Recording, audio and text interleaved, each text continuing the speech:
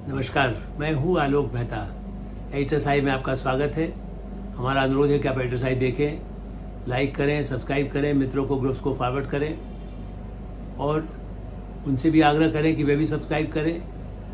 एक बटन है, उसको दबा देंगे तो आपको सूचना भी मिलती रहेगी कि कब वो कार्यक्रम आपके पास पहुंचा है, वीडियो कब पहुंचा है।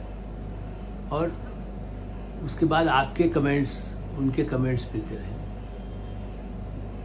स्वतंत्रता दिवस की पूर्व संध्या पर अभी से शुभकामनाएं। कल हम फिर देंगे, लेकिन आज तो मैं कह ही सकता हूं कि आज़ादी का ऐसा उपयोग दुनिया में ही नहीं हो सकता, नहीं हो रहा है। तानाशाही देशों को छोड़ दे, democratic country Britain, America, Japan,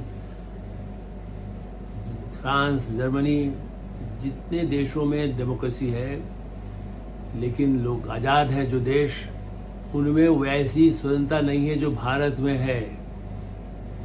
यही एक कारण है कि राहुल गांधी और उनके साथी, ताज़ा मामला संदीप दीक्षित का है, जो सांसद रहे हैं, और देश के एक वरिष्ठ नेता शीला दीक्षित, पूर्व मुख्यमंत्री दिल्ली सरकार, केंद्र में भी मंत्री रही, उमाशंकर दीक्षित की बहू। तो संदीप दीक्षित को तो उमाशंकर दीक्षित के परिवार में उनके पोते की तरह ही उनको माना जाता है। पर वो ऐसे अभद्र, आज़ादी का ऐसा दुरुपयोग करेंगे, ये कोई कल्पना नहीं कर सकता है। 2 दिन पहले कार्यक्रम में राहुल और उन लोगों ने, जैसे पप्पू यादव ने किया था ना ड्रामा, एक तरह से एक मंच पर, नाम बहुत अच्छा था, देखिए, रचनात्मक कांग्रेस, एक और कांग्रेस खड़ी करे। अब उनको तो लगता है ये पार्टी नहीं है। अब लोग तो कहते ही ना कि भाई कोई कॉकरोच बनाया, कोई अजगर पार्टी बना ले, कोई चूहा पार्टी बना ले। तो क्या अब अलग से तो पार्टी, कोई संदीप दीक्षित को भारतीय जनता पार्टी तो लिया नहीं, जो उनका कोई दिल्ली में अब असर रहा नहीं है।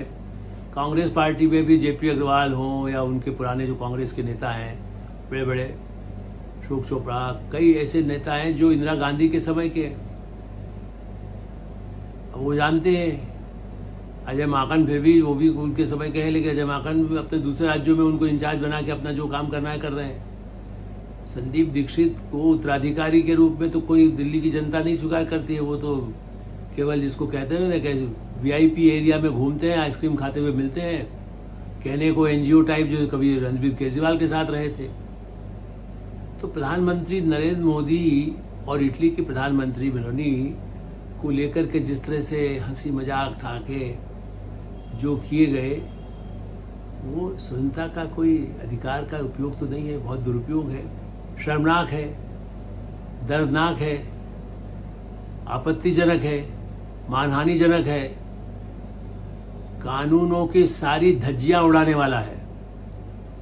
भारत के और इटली के प्रधानमंत्री का मानहानि का यदि केस दर्ज किया जाए तो बिक जाएगा ना। गांधी परिवार की जितनी संपत्ति, हेराल्ड संपत्ति, तो अभी भी दिखा नहीं पा रहे ना। कितनी ही संपत्ति जो थोड़ी बहुत दिखाई देती, फार्म हाउस वगैरह, राहुल गांधी भूल जाते हैं। लंदन में पता नहीं उनकी संपत्ति का हिसाब किताब सरकार के पास आया कि नहीं आया। लेकिन जिस भाषा का इस्तेमाल किया गया है, ये मैं इसीलिए, मैं कोई उनके अपमान की बात मैं कह रहा हूँ, आज़ादी का दुरुपयोग मत करिए, मैं इसीलिए ध्यान दिला रहा हूँ। इंदिरा गांधी, संजय गांधी, राजीव गांधी, सोनिया गांधी, वरुण गांधी, किसी ने क्या कभी ऐसी भाषा का इस्तेमाल किया? जिस स्तर पर राहुल गांधी ने सो कॉल्ड कांग्रेस, इसी मावलंकर हाल में कभी कांग्रेस पार्टी, जब इंदिरा गांधी हारी हुई थी तो सम्मेलन होते थे, शशि भूषण भीड़ को जुटा करके ले आते थे वापस कांग्रेस को जिंदा रखने के लिए। इसी में बल्कि रेड्डी कांग्रेस और दूसरी कांग्रेस बनाने का भी उसी हॉल में जहाँ हुआ, ऐतिहासिक वो हॉल है, वहाँ कांग्रेस के नेताओं ने जैसा हास्यास्पद, बस खत्म, अब सोने नहीं दूंगे, अब नरेंद्र मोदी सोना नहीं, मैंने मैं उस भाषा का इस्तेमाल ही नहीं कर सकता, मैंने नरेंद्र मोदी अमित शाह को हम सोने नहीं, भाई देखिए, वैसे ही जागते रहो कह दीजिए। आप कहिए कि हाँ हम चैन से नहीं होने देंगे, आप नहीं बैठने देंगे, यानी उसके पहले जो आगे पीछे का, मैं इसलिए उस अंश को खाली ये कह रहा हूँ कि उसके अलावा भी जिस ढंग से भाषा है कि जैसे आपको इतनी जल्दी है कि हम बस उनको हटाने, जब तक वो इस्तीफा नहीं देंगे तब तक हम ऐसा कर देंगे, संसद नहीं चलने दी। जो लोग रचनात्मक, देखिए ये सही है, संदीप दीक्षित जो नाम लिया सकारात्मक, तो ऐसा कई बार होता है, कंस्ट्रक्टिव वर्क के लिए बहुत सारे लोग समाज में काम करते हैं। वहाँ आए हुए जो लोग विभिन्न राज्यों से आए हों या दिल्ली से आए हों, उनके लिए मेरी कोई दुर्भावना नहीं है। मैं मानता हूँ कि वो जाल में फंस जाते हैं।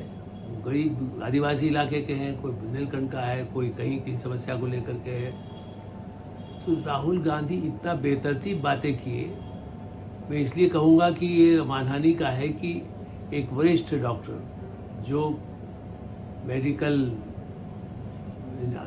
मेडिकल एसोसिएशन के प्रमुख रहे हैं, अध्यक्ष रहे हैं, उन्होंने सुबह सुबह मुझे कहा कि क्या है राहुल गांधी, कोई उनको हेल्थ चेकअप की आवश्यकता है, वो कराते हैं कि नहीं। मैंने कहा भाई वो सांसद हैं, जरूर कराते होंगे, और वो तो बड़े वो रहते हैं, बॉक्सिंग का प्रैक्टिस भी करते हैं। नहीं, उन्होंने कहा नहीं, सरकार में भाई कोई आवाज़ उठाइए, आप चैनल में बोलते हैं, आप एडिटर साहब प्रोग्राम करते हैं, बताइए ना कि उनका हेल्थ का चेकअप जरूर हो, उससे उसके साथ मानसिक चेकअप भी हो जाएगा, पता चलेगा क्या होता है उनको, कैसे ऐसा कुछ डिस्टर्ब है।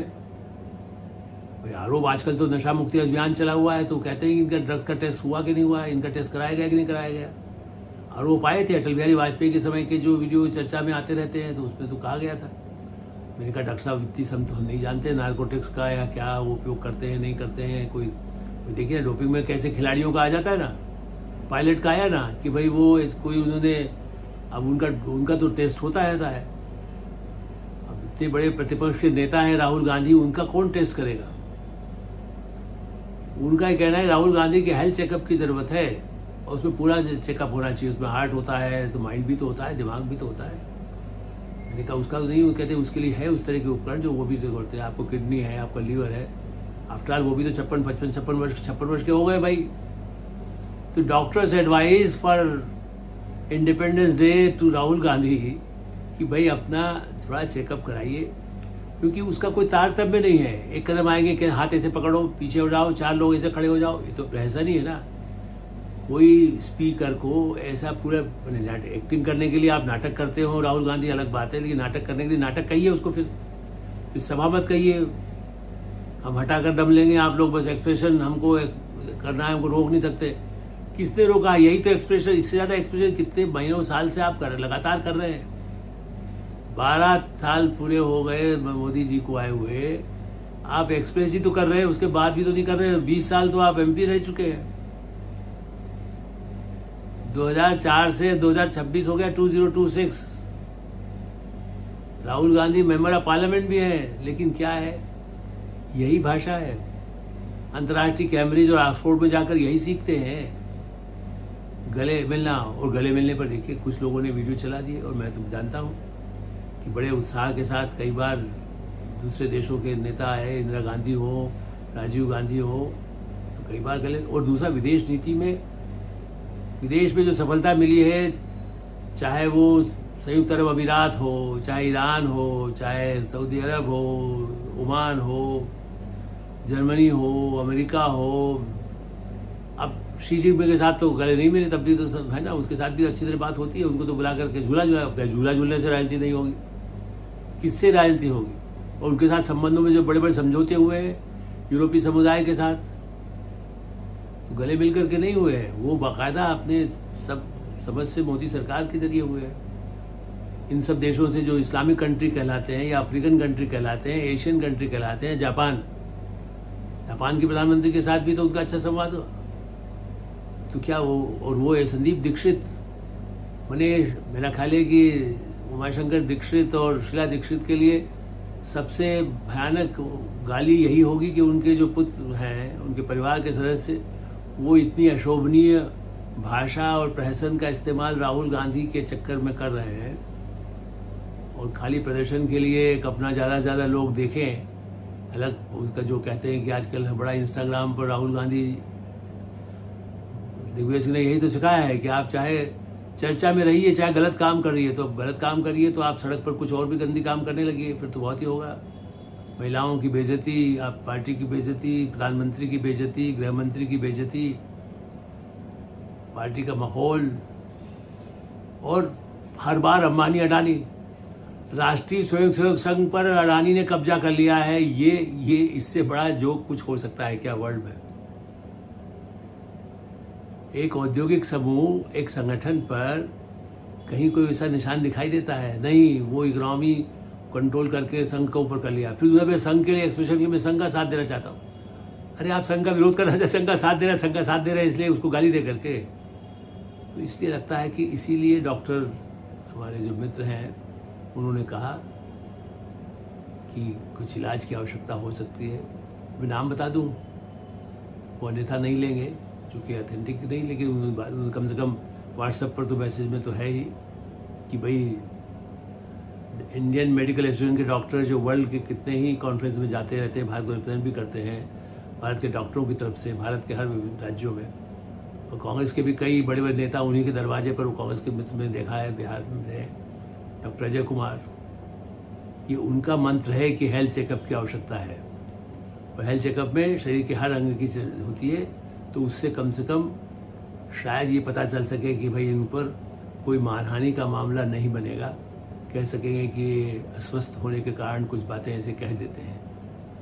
क्या यही एक आधार होगा? जनता तो जवाब देगी ही, और जनता हिसाब भी लेगी। आज़ादी पर शुभकामनाओं के अवसर पर मैं यही कहूँगा कि आज़ादी का दुरुपयोग होने से देश में अराजकता भी आ सकती है और देश में तानाशाही भी आती है।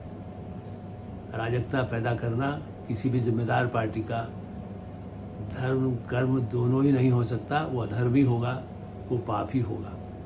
एडिटर साहब हमें विराम देते हैं। एडिटर साहब देखते रहें, लाइक करें, सब्सक्राइब करें, मित्रों को ग्रुप्स को फॉरवर्ड करें, और आपकी कोई राय हो तो अवश्य अवगत कराएं।